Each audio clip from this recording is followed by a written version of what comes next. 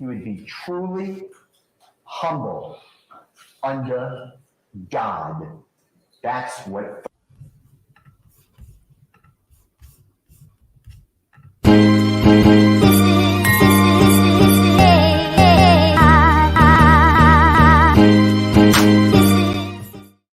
How are y'all?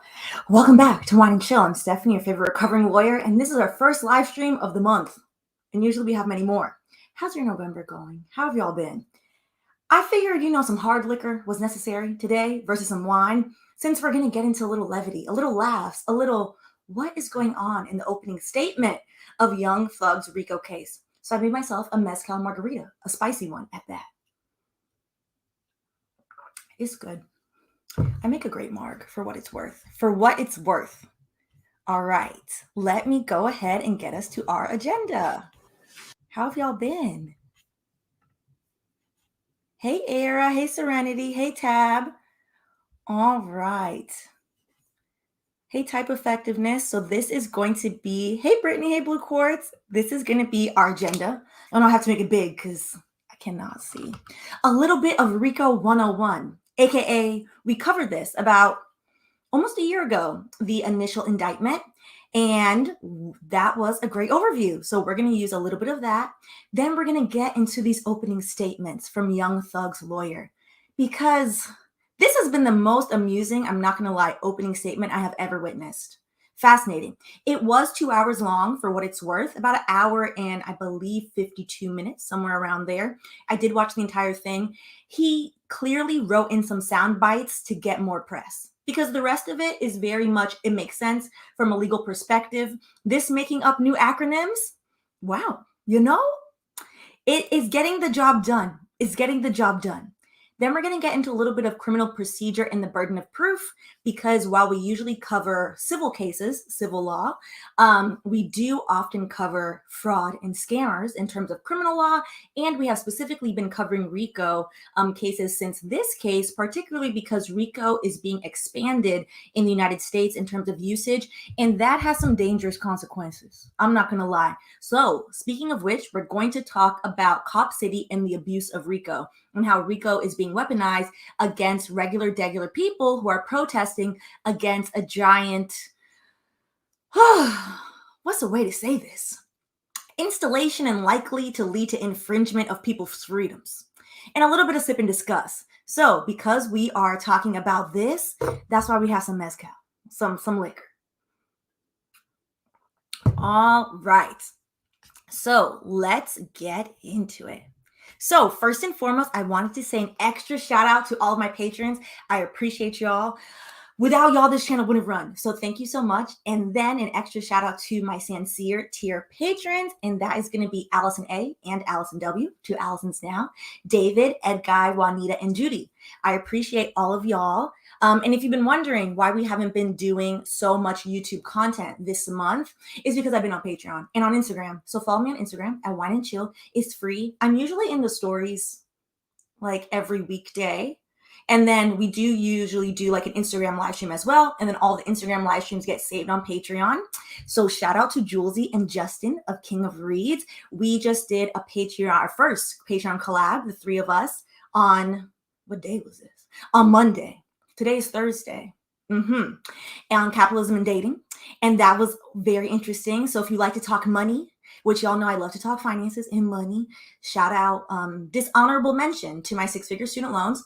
We had a live stream, the three of us together. So that's over on all three of our Patreons. So if you are a member of one of their Patreons, you already have access to that. So, and then, because I haven't been on here in like a month, my hair was straight for a week. And so that was also on Patreon. And we talked about George the Representative / George the Scammer, who, has allegations and convictions of check fraud, all the way now to the allegations of defrauding his constituents, which his constituents are right-wing members of the Long Island community. So, I don't know if I feel too bad. So that was a fun little, laughable little live stream that we did that was on Instagram and is now on Patreon. So if y'all want to check that out and y'all want to help, if you have the extra money, and y'all want to float a few bucks my way, I appreciate y'all. And if not, it's totally fine, which is why I usually try to cut up the important Patreon live streams and put them on YouTube as well. So you've seen like some shortened versions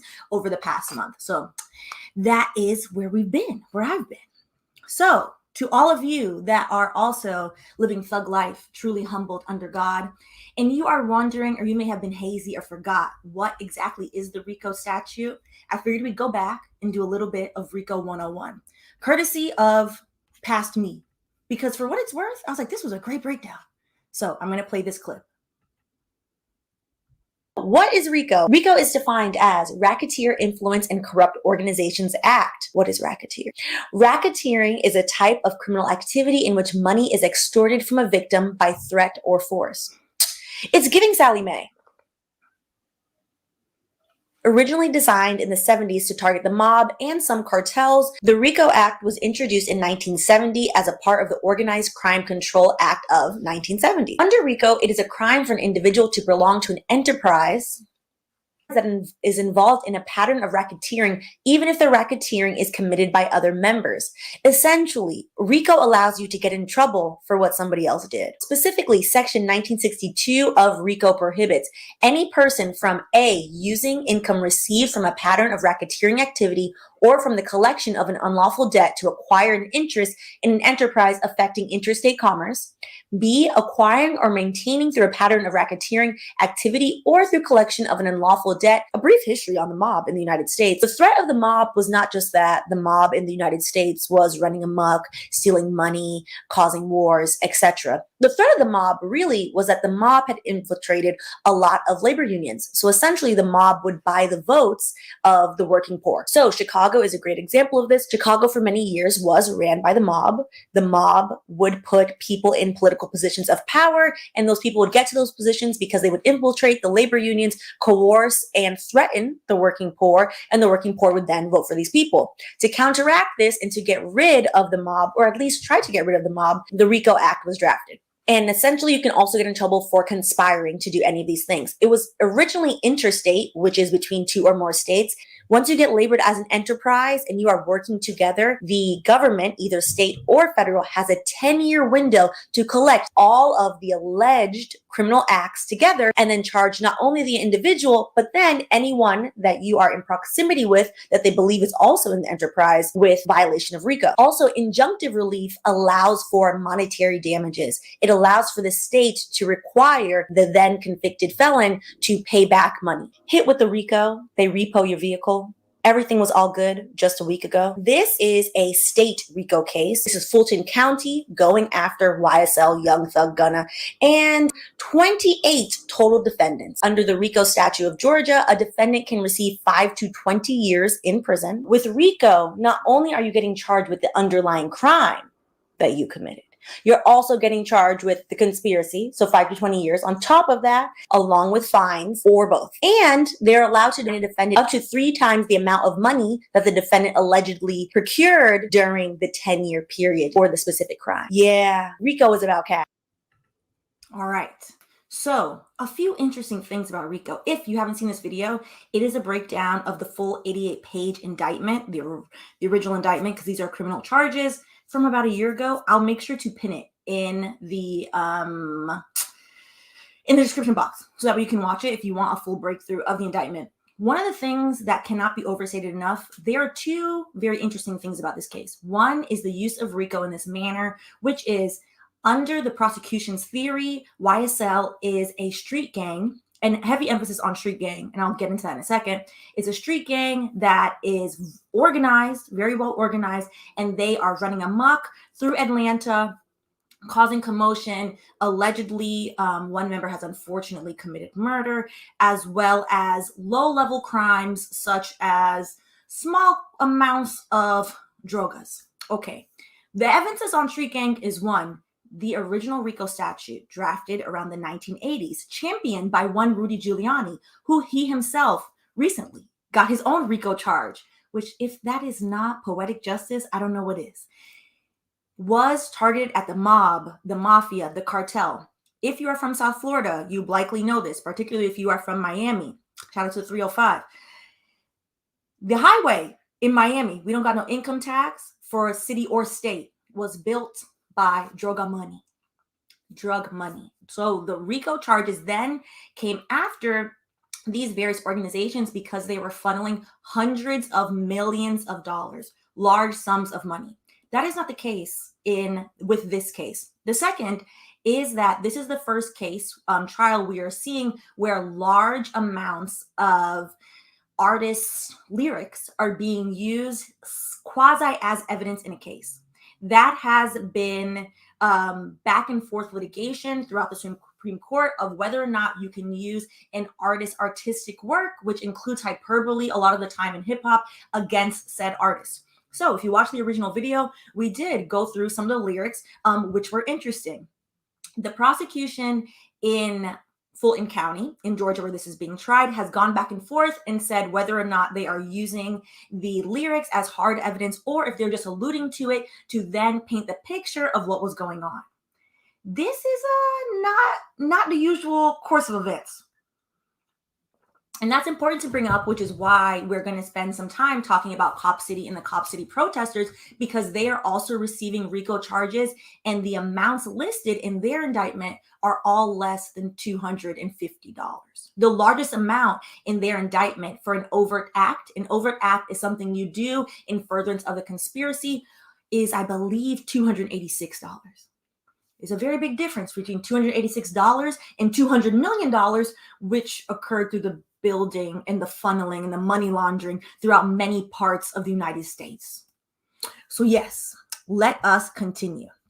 And we're going to get into exactly what young Jeffrey Thug, who is truly humbled under God, what exactly he's charged with, because not everybody is charged with the same thing.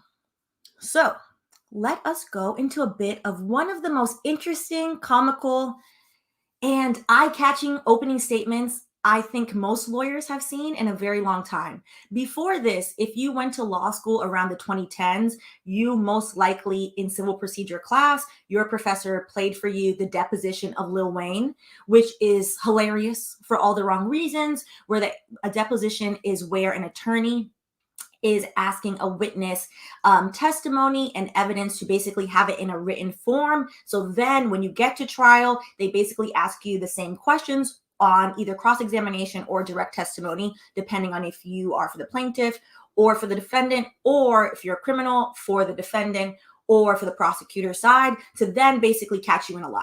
So during Lil Wayne's deposition, he was doing a lot of things. I haven't seen anything that outlandish since this. I haven't seen anything that outlandish since that. So let us get into some of the very interesting parts of this opening statement. Critical in the case. There are many counts. He also talks very slow. Most of them Jeffrey's not charged with. But everybody, there were 28 people, through the prosecution, through the grand jury, indicted together. They're all in count one. That's why this is a joint trial, because everyone's in count one. That was the decision of the prosecutors. You will learn that Jeffrey doesn't even know most of the people in this indictment. He doesn't know them. They all know him because everybody in that area knows Jeffrey Williams. He is known as the Michael Jordan of that area. He can get out and stay away. He tries to come back and give people hope because he knows what it is to be depressed, hungry, and have nothing going to do. So this lawyer is Brian Steele. He is who delivered the very soundbiteable opening statements and is one of young Jeffrey Thug's lawyers. Now, count one is the conspiracy count, as he's explaining. When you get charged under the RICO statute, that means that everybody, so there are 28 people in this indictment, are all charged with conspiracy. And then after the conspiracy, you have various people charged with other things. Jeffrey technically only has two charges. One is the conspiracy, and we'll go through the other one in a second, whereas certain of these people have attempted murder, murder one, violent crime, selling drugs, etc. The whole purpose of RICO is when you get charged with racketeering, It is. I know, Stephanie, you weren't in the room when your best friend stole all those earrings and then went on Instagram and said she stole those earrings for you, but you are running an earring gang. So therefore, you are going to get charged with racketeering. So now you are getting charged 5 to 20 years on top of the fact of the other crime that you did. That's how it works. You get in trouble for what everyone else did. So the defense, which it is a 2-hour long, and I'm going to say that again, a 2-hour long opening statement, because the purpose of sound bites is to get people's attention, which he definitely did. It is 2 hours of an actual very, kind of dry to the point defense opening statement, which is the entire defense is to distance Jeffrey from the rest of these people. Is very much like, sorry to that man. I don't know him. I don't know them. If I saw them on the street, I wouldn't know what to say. And that is smart on their end, which is this is racketeering. Part of racketeering is proving that you have an organized criminal syndicate. Back to what the original version of RICO is for: organized crime. Street gangs are not particularly organized because largely it is born out of forced poverty in this country, as well as, unfortunately, doing the wrong thing. But if you got rid of the root problem, which was forced poverty in late-stage capitalism, you probably wouldn't have that. Mafia, the mob, the cartel, etc., is built off of greed, is built off of exorbitant amounts of money, which most people cannot comprehend, starting at 100 mil and up. These are two different things. And it's very interesting to utilize this specific federal statute against, and it's also state law in every state as well, against this particular defendant. Not saying that he's innocent for all the things, but it's very interesting. However, going about the case and making up new acronyms, that's not really going to help your client, because nobody in their right mind thinks that thug means truly humbled under God. What I did find interesting in doing my research is a year ago, so this is after he was arrested, his sister is quoted in a known publication, I believe it was Rolling Stone, I have to double check, stating that's what the definition was. So this is a very well thought out, long version of a defense. And we'll get into who has the burden of proof in a second, because that also colors how the defense is going about setting up their defense. All right, so the count one, as you can see at the bottom, which y'all know I can't see, so hold on, is conspiracy to violate the Racketeer Influence and Corrupt Organizations Act, OGCA. They're getting charged under the state statute for Georgia.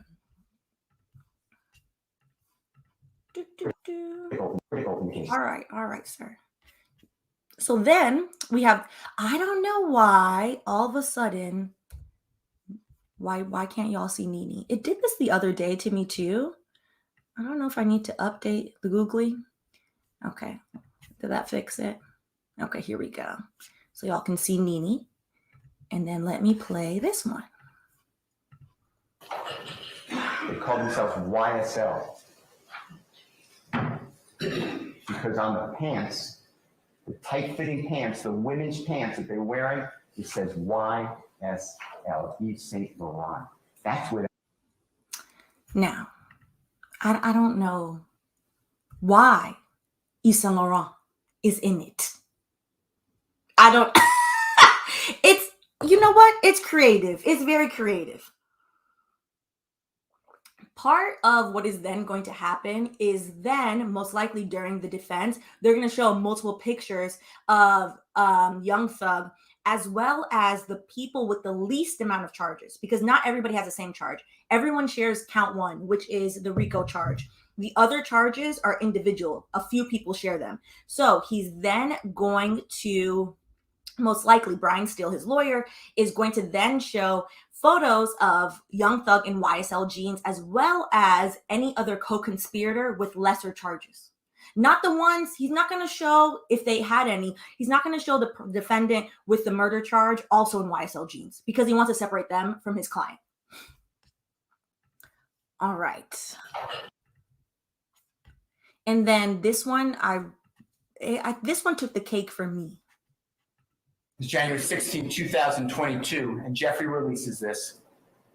It's on Jeffrey's Instagram account, and the prosecution is targeting, that's Jeffrey taking a selfie in the mirror, and he has his hand up, And the indictment that the prosecution had the grand jury return says he's holding up a blood sign, and that furthers this conspiracy. There's nothing wrong with holding up a blood sign, but that's not a blood sign. A blood sign is like this. It looks like a B. That is a P.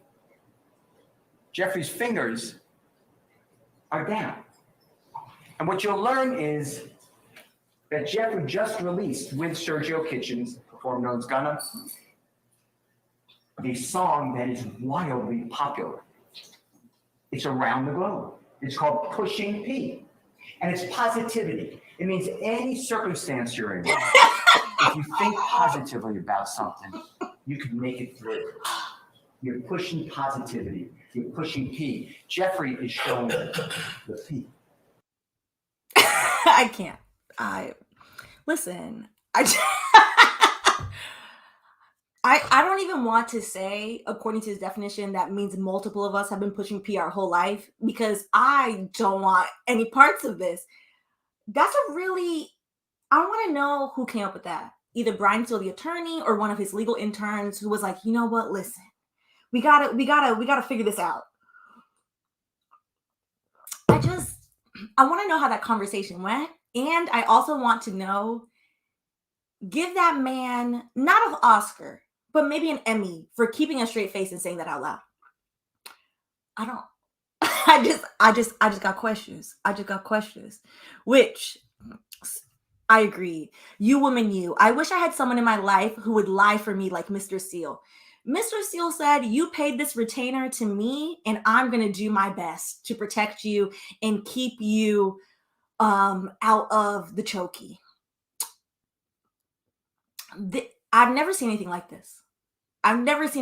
For also what it's worth, throughout the hour and like 50 something minutes opening statement, for every 7 minutes of very sound, to the point, dry legal opening, there was a sound bite like this of just, sir, what? Sir, we are in a court of law. All right. And that's where we're at. Thank you, Robert. I appreciate you. Listen, girl, this white man said he is down for the culture. And that is not for any of the people who like to extend cookout invites for no apparent reason to extend an invite. But yet that man said he does good work. He said he does. I'm trying to hold it in. I feel like somewhere in him, though, he resisted the urge to rhyme. Because if you are capable of saying these types of things, such as thug stands for truly humbled under God, and pushing P stands for pushing positivity, I feel like you like a flair for the nonsensical, and you're like me and you like to rhyme. So I feel like he really had to pull it back a little bit and not write some rhymes into his opening statement. And at that point, I'm kind of hoping in his closing that he put some rhymes in there. Why not? You've already started with the foolishness. You might as well end with the foolishness. Agreed, Lavender. Everyone is so creative. Yes. You know what? I think he also is trying to do a public service and seeing that everyone is really having, a hard time seeing where our taxpayer money is going. Quick, did you call your Wuckless rep? You should call them. You should email them. And I feel like he decided he would bring some joy and some giggles into our life. And for that, I can't be mad. I can be flabbergasted, but not particularly mad. Which brings me to the burden of proof. And somebody asked, what are specifically the charges and the counts that Jeffrey is charged with? Which I just realized I exited out of the indictment. Ugh, pain in my behind. Hold on. Young Thug indictment. I had it up on the screen for me, Fulton County. So I can tell you what charge 56 is, because I don't have it off the top of my head. Okay, here we go. So I'm going to tell you in 2 seconds. I'm pulling it up. All right. So his two charges are count 1, which is the RICO charge, and then count 56, which count 56 is participating in criminal street gang activity. Again, I think it's really interesting because a RICO charge is you are in a huge conspiracy to violate the Racketeer Influence and Corrupt Organizations Act. A street gang is not particularly an organization. It don't got the funding for that. Is it doing crime and running amok and terrorizing the neighborhood? For sure. Does it need to be addressed? The root cause of the problem? For sure. So I think that's very interesting. That's very interesting. That is Alexandra Cabot sharing. I had to give, you know what? If I ever was going to like a prosecutor, it would be Alex. It would be Alex in SVU, because at least she let us think that she was trying for the people. So I had to put Alex in there, which leads me to the burden of proof. So the burden of proof in a criminal trial is first and foremost on the prosecutor. So the prosecutor is not Alexandra Cabot, but if it was, the burden of proof is on the prosecutor. So it is on the prosecutor to show in a criminal trial, particularly this one, beyond a reasonable doubt, which is a very high burden, that Jeffrey committed these crimes. So one, that he is furthering conspiracy with an organization, and two, participating in, what does 56 say verbatim? Conspiracy, nope, that's the other one, 55. Participation in criminal street gang activity. That's what they have to show. Those are the two things. Now, technically speaking, a defense team would likely never do this unless your client was just like, I don't care, and I just want to waste taxpayer money, act a fool. Technically, the defense does not have to put up a defense. The defense has no burden in a criminal trial. It is completely on the prosecutor to prove, hey, you did these things, this is the evidence. Technically, the defense could just stand up and say the defense rests and do nothing. That is not a good strategy. Defense lawyers never do that. But technically, that is how it would work. You technically could.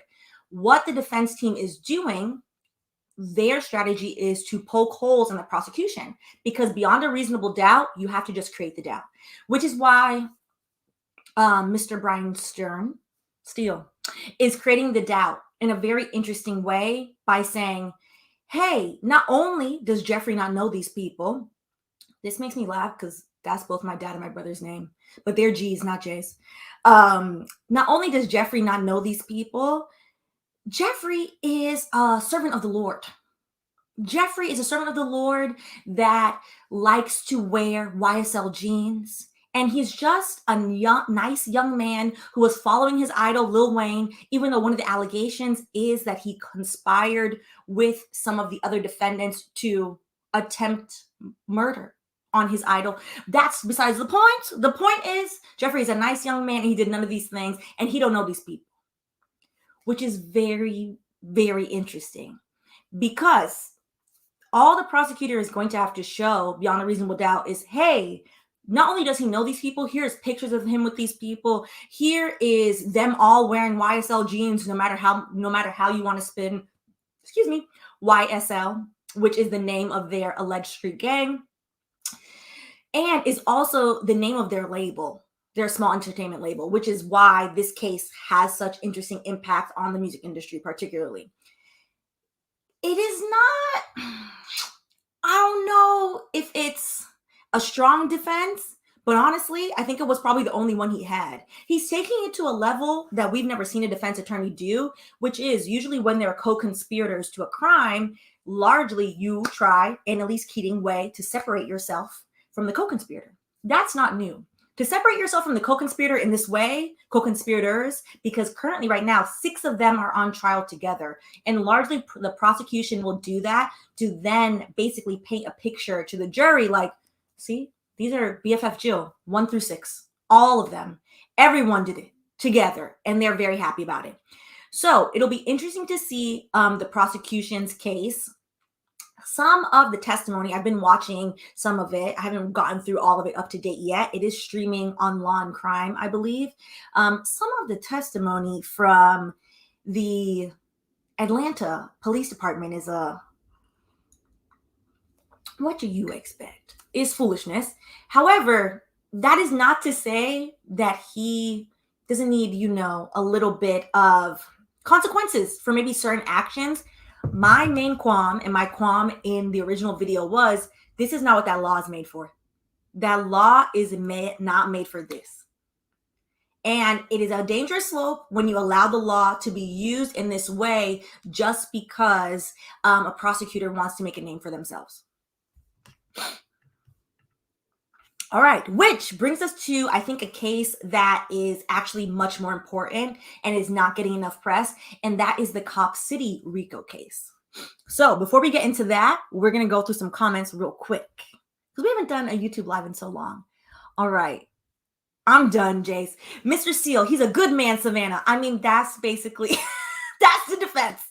The defense, it's also interesting. I didn't play the entire thing, but the defense, the first 15 minutes are very solid, and it's fascinating to me. The first 15 minutes of the defense opening statement is basically saying the system is designed to keep people like Jeffrey poor and in poverty. He grew up in the projects. He grew up in a place where he was starved, where he unfortunately was unable to, his parents were unable to provide him with even new clothes. We had to share his clothes with his brothers and sisters and all this. And it makes a great case against systemic poverty. It's like, hey, America, why y'all treat Black people this way? The first 15 minutes, I'm like, wow. So y'all realize that this is a systemic issue.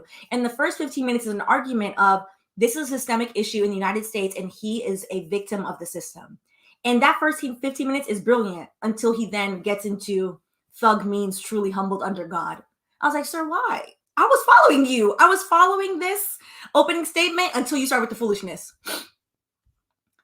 All right. I can't.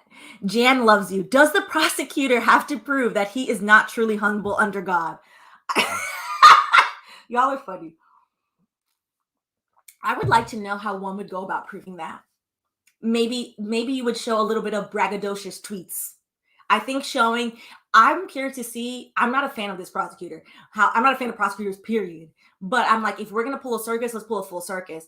I would be curious to see if, to be petty, the prosecutor would then pull braggadocious tweets that then stated, I'm the best thing since sliced bread. I myself am, a lot of rappers have a bit of God complex. I think Julesy has a video on that. I feel like I watched that a long time ago and it was very good.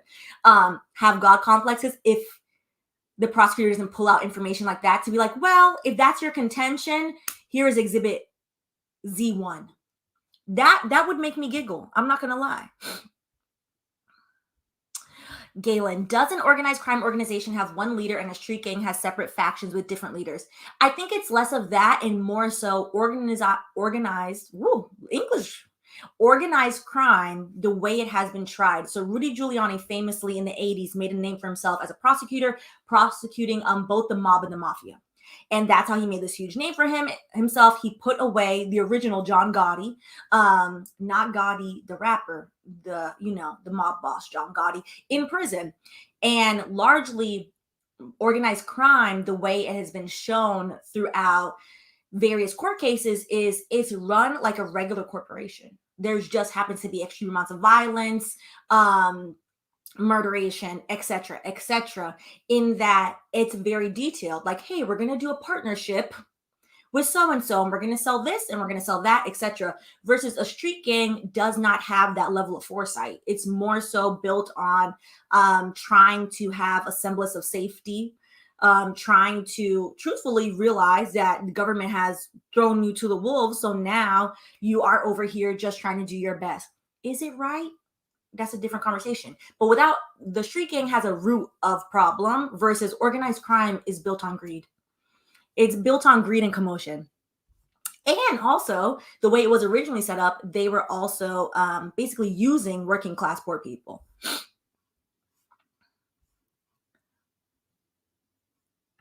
Lavender.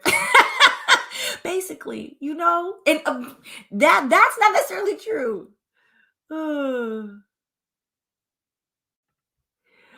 I saw anime Twitter losing it because it's from Evan G. Lyon. I saw anime Twitter losing it because a lawyer made a Bleach reference.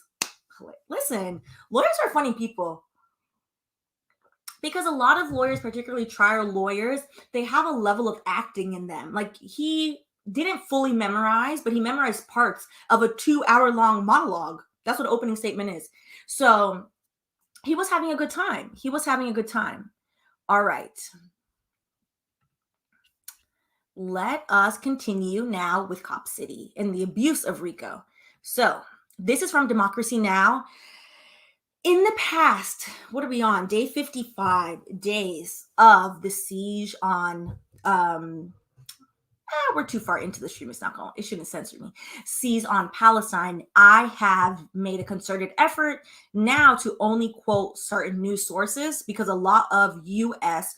news sources are spewing propaganda, doing foolishness. So a reputable news source, if you're looking for reputable news, is Democracy Now! So a political prosecution, 61 Cop City opponents hit with RICO charges by Georgia's Republican AG. Now, after many of the same people were earlier charged with domestic terrorism, these are crazy charges for what are essentially just protesters. And money laundering, mind you, I'm going to show you the amounts that's alleged money laundering. Yeah, it's real small. As part of the Stop Cop City movement, which is still seeking to block construction on the new police complex. Cop City, if you're not familiar, is a giant police complex that's supposed to be a miniature Atlanta to further train police in civilian repression tactics. Oh, that was on top of my head. That was very succinct. That's essentially what it is. It's quite dangerous. So there are a group of protesters who have banded together to say, like, no, not only do we not want our taxpayer monies to fund this, overwhelmingly, the statistics have shown that the most of the AT aliens do not want Cop City in their backyard. However, unfortunately, their local politicians have sold them to the construction and building of Cop City, as well as the corporate donors. They are choosing to use the legal process, so this is the proponents of Cop City, in an essentially violent way to target protesters, says attorney Devin Franklin with the Southern Center for Human Rights, which is organizing legal representation for the defendants in the case. So as you can see here, there are 61 people. They are charging 61 protesters with racketeering, which is why I started it in the beginning with the definition of racketeering and the original use case for the RICO, which is organized crime.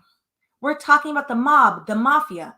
What do people who have decided that they're going to take their free time to do the right thing and protest have to do with organized crime? This is literally, we're not even apples and oranges. We're apples and a raw piece of steak.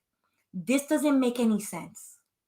The fact that they are prosecuting these people is absolutely wild. Oh, yes. Thank you, Sharon. Did you, there are bond fund folks. Yes, you can go ahead. Did anybody have, I will put it, if nobody has on here, I'll make sure to put their bond fund in. And I think they have a legal fund as well, because it's very expensive to run an actual good defense.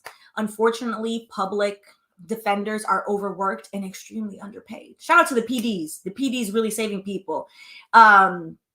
So they have hired, I believe, private lawyers. They are trying to hire private lawyers. So I will try find the fundraising link and put that as the pinned comment. So if y'all have any extra coins, you can put that towards there.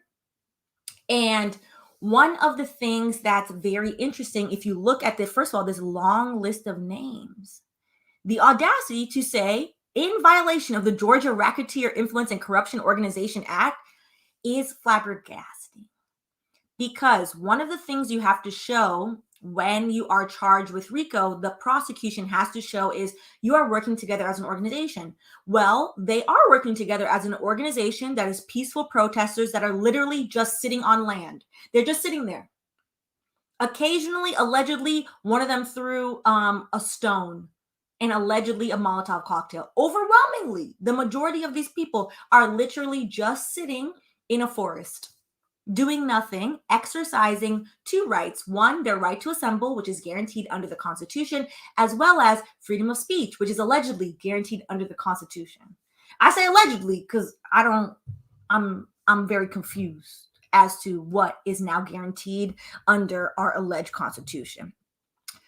One of the things that's also listed in their indictment is this very intentional language to now categorize words such as solidarity, such as activism, as words that are associated not only with anarchism. There's nothing inherently bad about anarchism. As somebody who, quite frankly, and to be honest, is not well versed in the different levels of anarchism.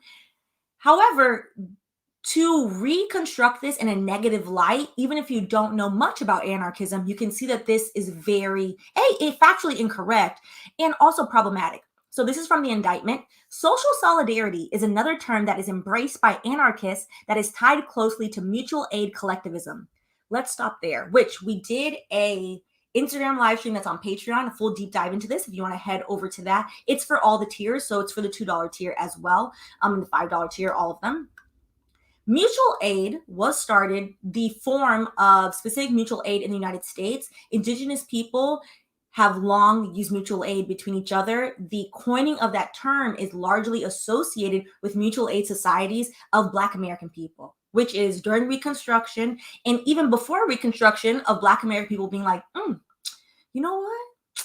Our colonizer, our enslaver, is not going to do anything for us. So if I get a piece of bread, I'll give you half of my loaf and we'll work to figure it out together. Louisiana is particularly in New Orleans, and I would say it's in Shreveport as well as Lafayette and throughout the state of Louisiana, still has mutual aid benevolent societies. So whenever you see a Louisiana a second line parade, largely the mutual aid societies are sponsoring that throughout different cases, which is people taking care of each other. People have a very negative mind connotation with anarchism because we don't really know. Most people, I'm not going to rope y'all in to something that I don't know.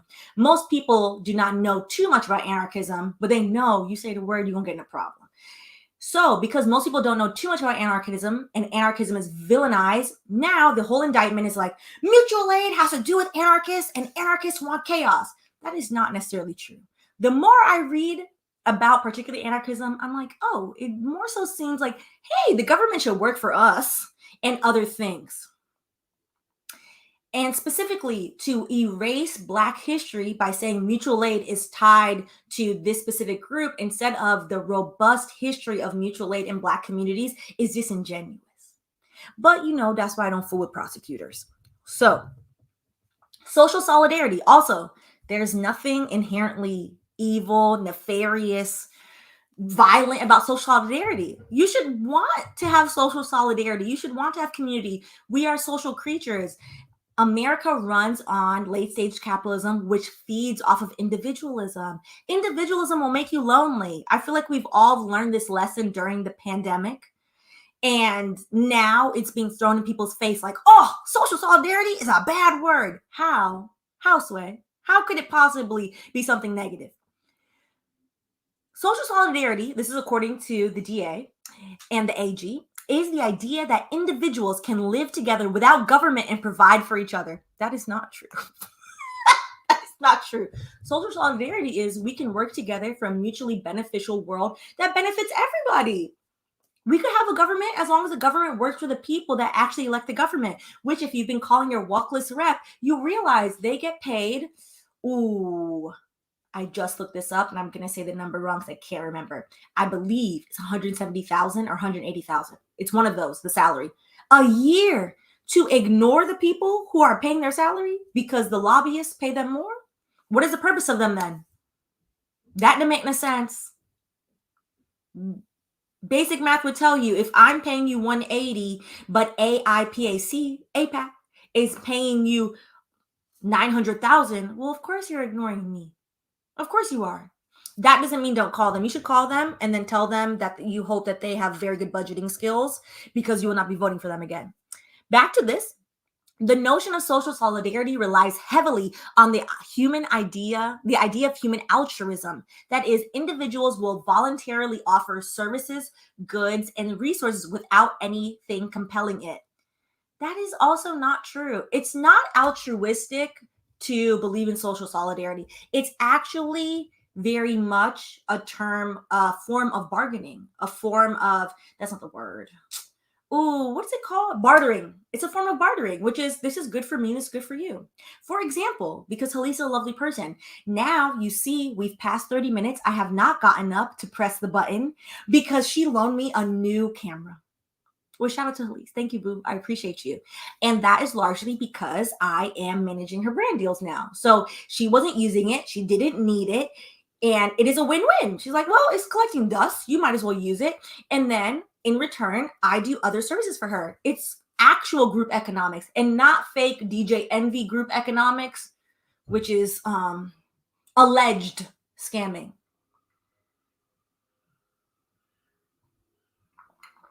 All right. I'm going to get through this paragraph and then I'm going to go read some comments. Anarchists often shorten the term social solidarity simply into the term solidarity. The fact that it's like all of you that believe in solidarity are anarchists is kind of wild. And it is frequently woven into the speeches, statements, and writings of anarchists, as if anarchist is some nasty word. It's so interesting. In addition to the term solidarity and other anarchist terms, anarchists often weave the term mutual aid and collective into their jargon and writings. There is nobody more lonely in the United States statistically than a white man, which is both fascinating and poetic because it's not good for y'all. There aren't that many on this channel, but it's not good for white men to believe in this because then that is why the lifespan is going down because of loneliness. Individualism breeds loneliness. Also, none of y'all, nobody is living up to patriarchy Patrick. He don't exist. He can't look like Paul Bunyan, but also make $1 billion like Bezos. And it's not, child, please let it go. You're hurting yourself. It's foolishness and others. And also, one of the things I think is really interesting is this like such overt pushback against how can't have the American people thinking they can just, band together. If they band together, then capitalism is not going to work. Exactly, because capitalism is farce and nonsense. It only works for the minor few. It doesn't work for the many. Why not have a system that works for the many? It's not a bad thing. We all not going to be Bezos. Also, you shouldn't want to be Bezos. That man is airbrushing his Vogue cover, which I find hilarious. I'm like, all this money and you still unhappy. Unhappy. Hilarious to me. All right, so let us read some of these comments real quick. I'm glad you brought this up, Jace. We'll go on a 2-minute, I'll time myself, 2-minute tangent. All over Twitter, liberal freaks are coming at people who are saying they're not for Joe Biden. Well, they could pop up in these comments. The definition of insanity, this is not my definition, but the definition of insanity is doing the same thing over and over again and expecting a different result. Why would we re-elect Jim Crow Joe, now Genocide Joe, for a second term when our lesser of two evils has proven to be a rotten, evil, money-hungering elderly man who also, I would like to know, is a consummate actor because all of a sudden he doesn't stutter in his speeches. He's not falling. Somebody put the battery in his back. Why? Anybody with 2 lick of sense can understand that, yes, voting for the third party, 2024, the third party is not going to win. However, maybe the next election, you get a little more votes. By the third election, an actual real third party, a fourth party, a fifth party. You have to start somewhere. Berating and beating people to continue this cycle of foolishness that is harming the majority of people in this country as well as other countries, that doesn't make sense to me. It doesn't.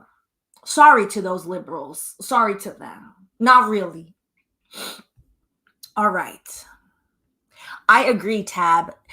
Girl, I've been saying that politicians shouldn't be able to get any outside funds. That's how you truly drain the swamp. If you can't survive with a salary higher than the majority of your constituents.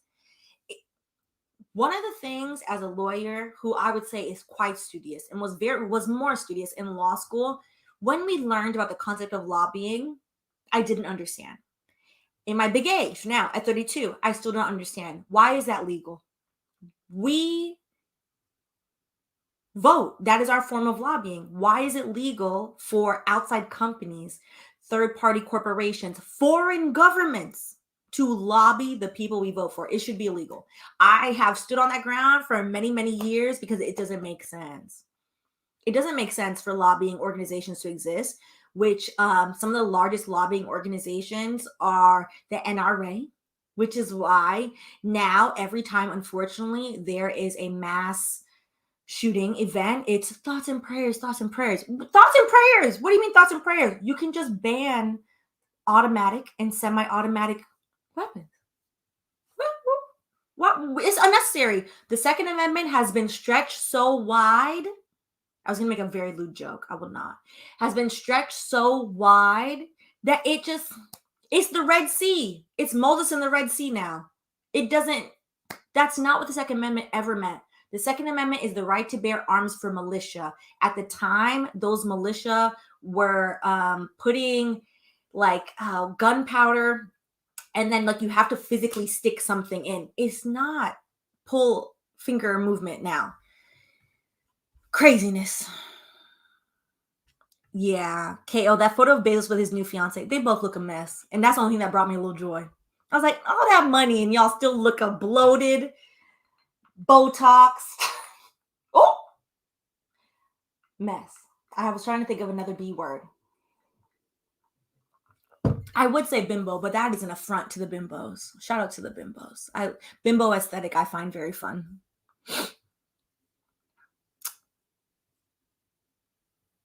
I know you. I was like, somebody gonna follow it, girl. I followed your lewd joke and you didn't. Y'all know. Anybody on Patreon? I was like, y'all will follow the joke. I don't have to say it out loud.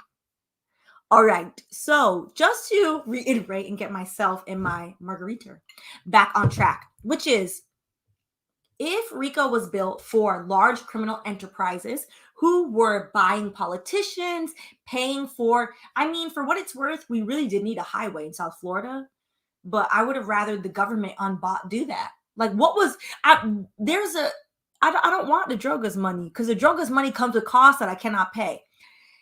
If you're putting that, aka funding of an entire highway system, compared to these amounts, it's a bit flabbergasting. So the defendants, this is particularly with the Cop City case, the defendants committed overt acts to affect the Lord. Okay, maybe the margarita is a little too strong. That's why we stick with the wine. I was like, the margarita a little strong. The defendants committed overt acts to affect the object of the conspiracy, which include acts of racketeering activity as described below. Anybody new to this channel is gonna be like, oh my God, I can't believe you're drunk. And it's like, I'm not drunk, actually. And half the time we drink water, just to put that in here. Paragraph 3. On or about November 1st, 2020, Savannah Patterson did transfer this amount. My mind is melting. $80 to Marlon Kotz for radio communication devices. Because again, these good people are saying, hey, protect the forest, protect citizens' rights. I do not want a mini simulation of how the hell to further harass and terrorize citizens in my backyard. So they got little, walkie-talkies. This was an overt act in furtherance of the conspiracy. This is $80. This level of expansion is so dangerous, because one of the things that I think about, particularly if we're connecting this now to all the censorship that's going on regarding the attack, not just on Gaza, but also on the West Bank, is what happens to people who are like, hey, I know this organization, I've worked with this organization. So for context, that video got shadow banned by YouTube. But I did my study abroad in Palestine and Israel, my 3L year of law school with the Hebrew University of Jerusalem. And the whole entire study abroad was around how Palestinians are treated, how the courts in Israel, there are not actual court systems. They're military courts for Palestinians who are arrested, over a 99% conviction rate. And then how the religious courts interplay. It was run by anti-Zionist Jews as well as Palestinian professors. What happens now with the way this is worded to people who are like, oh yeah, I did this, I worked with this organization, I'm going to donate to this organization, if all of a sudden y'all labeling anything under the sun that happens to do with like, hey, I'm just trying to protect people from getting their home bulldozed as terrorism. It's very frightening. It's very, very... The veneer of democracy in this place was always very thin. There's no veneer anymore. It's very much like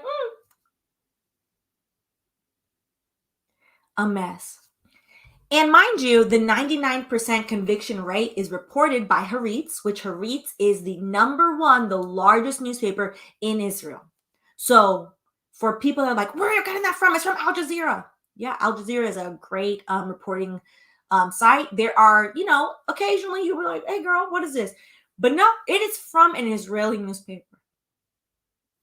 And it's over 99%. It's 99 point, I believe it's like 37, 87, something 7. Oh, stress, child. Which is why I also, just to put this in here for 1 second, I take issue to the fact that our US propaganda machine media keeps saying Palestinian prisoners are being released. These are not prisoners, these are hostages. A lot of them are children. One child, she was arrested at 16 years old for posting the Palestinian flag on social media because posting the flag is an incitement to violence, according to her charging papers.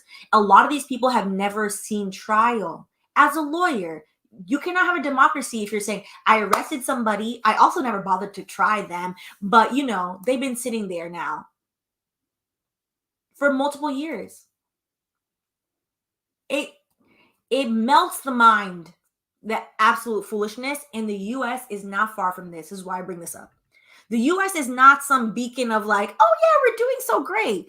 Because why? Paragraph 4, on November 6, 2020, Savannah Patterson did transfer $40. Child, $40. This is a seamless charge to Marlon Kotz for radio communication devices and camp fuel. Because again, they are protesting to save both the environment as well as the citizens of Atlanta. And the rest of us, to be honest, because what our states will do, no matter where you live, they will send your local PD to go get trained down there. A lot of local PDs, including NYPD, are trained by the Israeli occupation forces, if you did not know. Yeah, child. This was an overt act in furtherance of the conspiracy. These numbers do not make any sense in terms of what the hell this... What? The RICO statute was never designed for this. It was never designed for this. A. B. To attack people who are exercising their constitutional right to assemble, as well as their constitutional right to freedom of speech. It's wild. To then paint things that are inherently good for everybody. Mutual aid is good for everybody. When you give to somebody else so they can survive, it's great. What is negative about that? Social solidarity is good for everybody. Who wants to be Mr. Scrooge alone? Even Scrooge learned in the end, since it's holiday season, in the end that he did not want to be alone. That loneliness, it's not good. A Britney Spears lyric popped into my head. My loneliness is killing me. Not great. Not great. All right. And because these numbers just get a little bit more and more foolish. So I wanted to include one more. On or about January 10th, 2020, Marlon Kotz, Adele McLean, and Savannah Patterson transferred $27.62. This is the money laundering? $27.62? Child.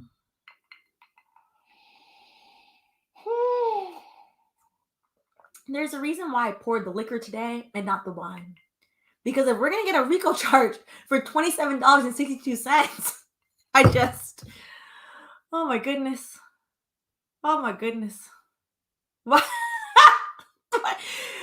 At this point, you're going to start counting low-level donations to leftist politicians. Because what sense does this make?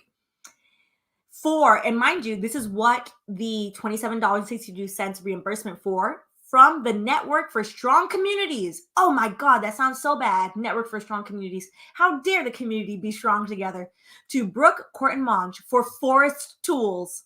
Oh, how dare they try to have forest tools? This was an overt act in furtherance of the conspiracy. Child,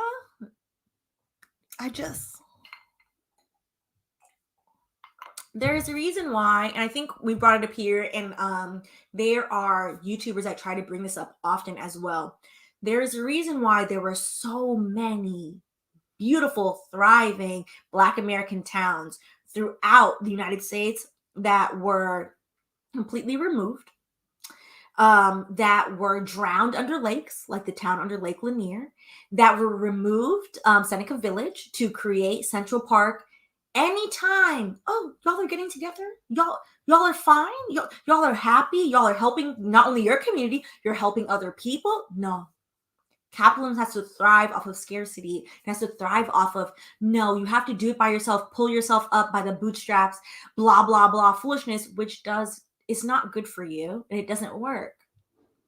It thrives off of, we are in the holiday season of, you are unhappy, and what will make you happy? Buying more and more and more. I put this in my Instagram story, I don't know, like 2 weeks ago. The US GDP, so our gross domestic product, is propped up not by exports. So not because we're selling wonderful California wine. Personally, I don't really like California wine. I'll be honest. There are a few I like, but most of them are like, I'm more of a South African wine girl. Shout out to Nisiki Biela and Aslina. Excellent, excellent wine. It's not because of that. It's not because we're exporting so much amounts of burgers. It's not because we're selling earrings. Over 68% of the US GDP is propped up by US consumerism, as in our country runs because it has forced us into loneliness and forced us into buying things. Stephanie, you're unhappy? Those earrings will make you really happy. And that happiness will last with you maybe a week. And a week later, you need new earrings because you're unhappy, because you don't go outside anymore, because I've isolated you, and this and that and the next. Or instead of that awful ass reality, we could go to social solidarity and be like, you know what? I'm happy because I spoke to Jace today, and I'm happy because I went on a walk with Blue Quartz, and I'm happy because Brittany and I had a phone call on a FaceTime and we did all these things. And I'm happy because I was able to make somebody a margarita, and Charles, we having a good time. Lord, let us, I think this was the end of it. It was the end. Okay, let us read some comments. I'm going to go back. If you're just tuning in, I'm going to go back to the agenda so you can see what where are we going? Okay, here we go. This was the agenda. So you go play around. I'm going to go through the comments. We're going to chat. Yeah. The fact that Dick Cheney, I said Rick, the fact that Dick Cheney was allowed to fade to the black after one, causing a war and engorging Halliburton, which was the company that I believe he was the chairman or the CEO of, aka selling weapons of war, and also shooting his good friend in the face. That was the wildest thing to me as a kid. I was like, the vice president did what? They're like, yeah, it was an accident. I was like, an accident? How you're going hunting and you shot your what? What do you mean an accident? Wild. It's wild that we let him get away with that. It's wild that George Bush, that W, is over here, a painter and Michelle's best friend. Oy, stress.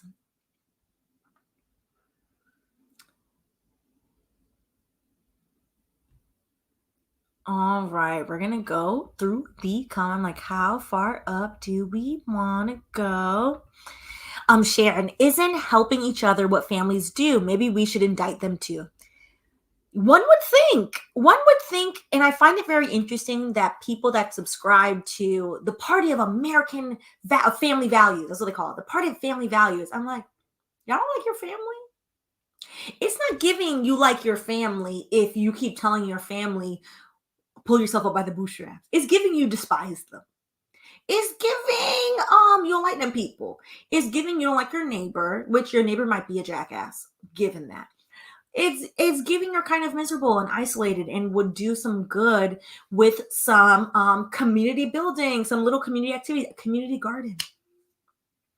The food, I will never not complain about the $10 grapes in New York, which she not gonna know because she ain't on here. One of the grocery stores by us, it doesn't automatically ring up the grapes. And I always know which girl in the line is not going to ring them up properly. So she rings them up every time as $3.99. And I feel like that's my good karma of, my personal woo-woo upstairs being like, hey, you complain about these $10 grapes? I got you. It's happened now the past 4 times. Shout out to her. So I stopped paying $10 for grapes. But that's only because, she just being real nice. Yeah, why people keep swimming in Lake Lanier is beyond me. But it's not beyond me because history is purposely not taught in the United States, a la Florida, where Ron DeSantis has now forced the children, my sister is now in the 8th grade, forced the children to be indoctrinated into the lie that slavery has transferable skills. No, the hell it doesn't. No. Managing anxiety, managing depression, surviving under stress. Hold on. Whoop. There's my face. Surviving under stress. Like, what are we talking about? And I say that to say these are the same constituents of people. If you look, unfortunately, at collective whiteness, where during lynchings throughout the United States, people would take home trophies and they are family heirlooms. We all don't want to teach that in school. We got to teach love and forgiveness, but not accountability. One way love and forgiveness, by the way. I only see cookout invitations going one way.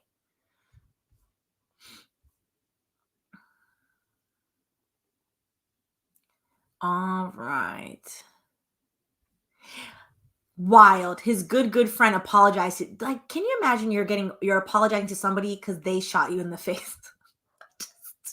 I'm gonna pretend to apologize and I'm gonna mollywop him. That's what would have happened. Ugh.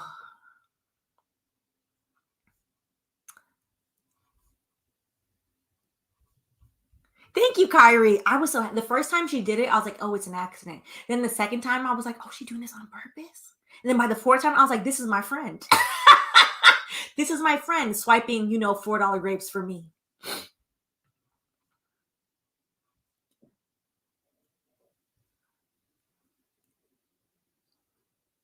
All right. Sorry, asked this earlier, but where can people find accurate court case start dates and times and other court records? Oh, this is a great question. I get asked this every once in a while, and I try to respond, but we'll say it here as well. So all court cases, correction, they're not all, some of them are redacted. The majority of all court cases, let's rephrase it. All court cases you can find online because they are public record. You might not be able to find the specific complaint.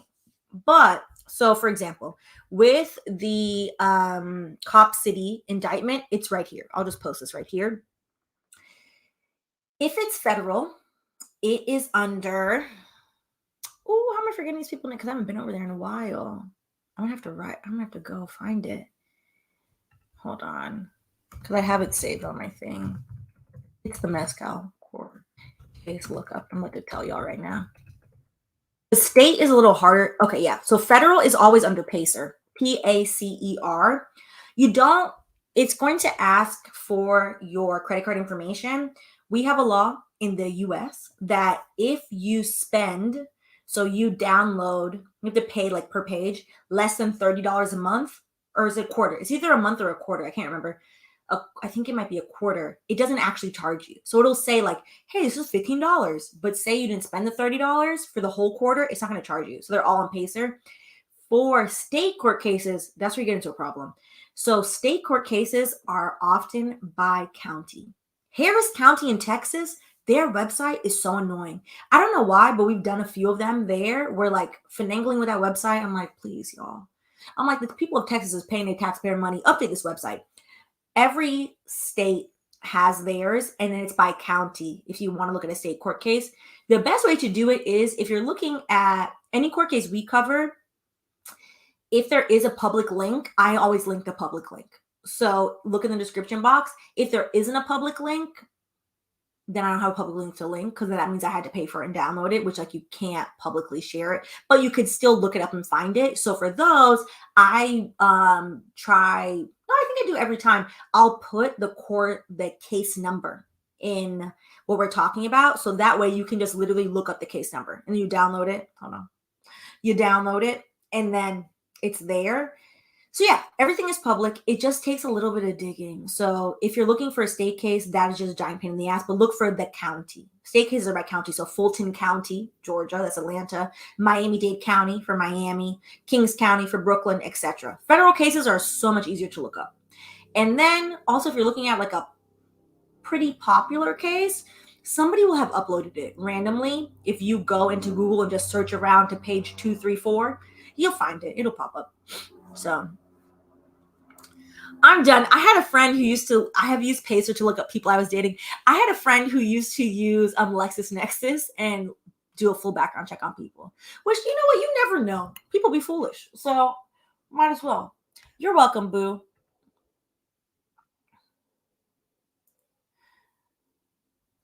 Oh. Who arrests war criminals and who enforces these laws? The ICC, who's WUCLIS, the International Criminal What's that? What's the last C stand for? International, not cricket came up. I'm done. It was like, this is a Caribbean person asking. International Cricket Council came up. I'm done. I'm done. Also, your Google search results are tailored to you. So I find it hilarious that Google was like, it's a Yardi. Of course, she wants to know about cricket. ICC is International Criminal Court. The ICC, that's so funny.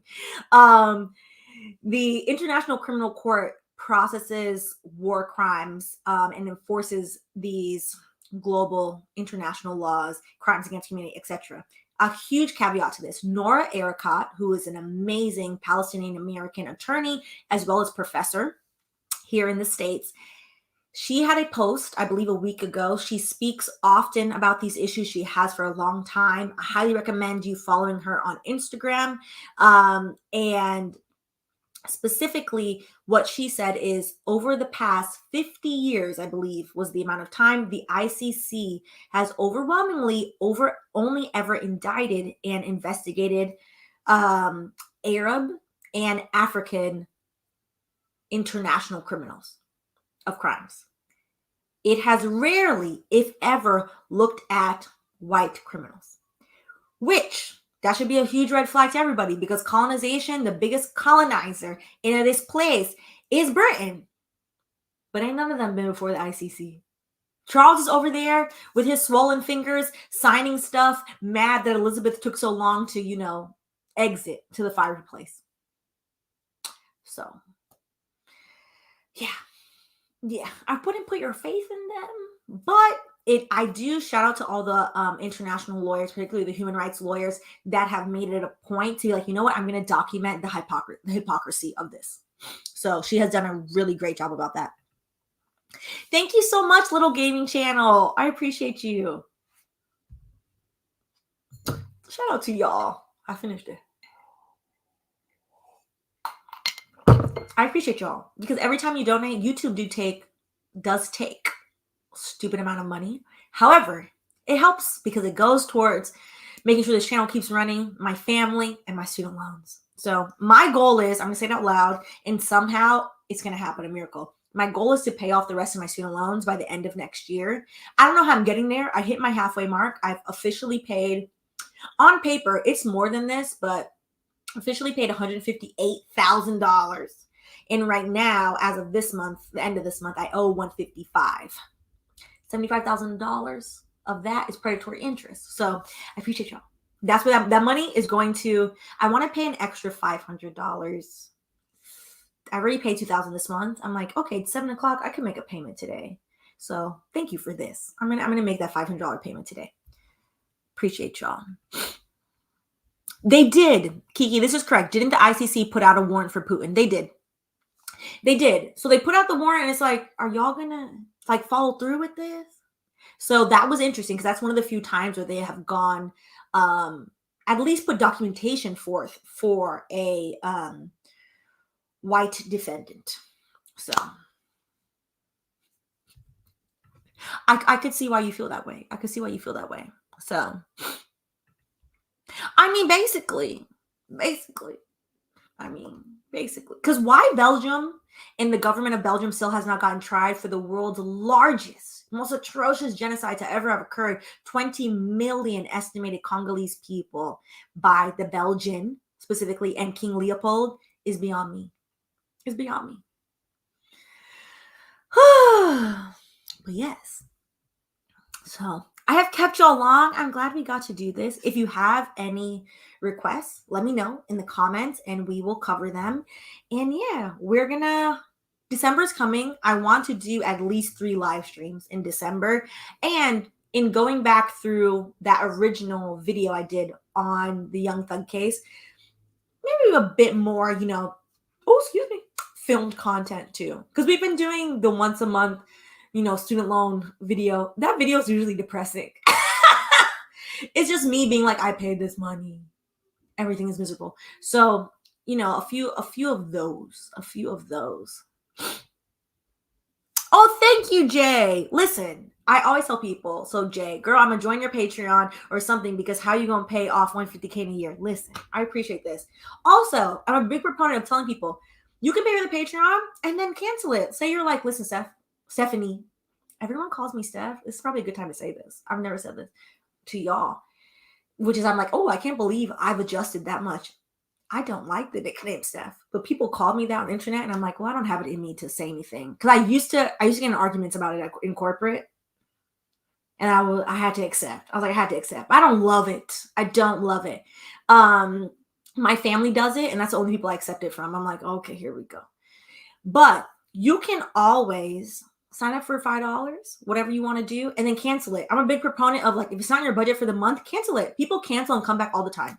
So stay if you want, cancel it, come back, or if you don't have it, that's totally fine. I'll be on YouTube. But yeah, I appreciate y'all. It means a lot. Whatever. Yeah, shout out to the Miami girls. I just graduated from FIU, and you are such an encouragement on paying my student loans because I wasn't going to at first. Pay your loans.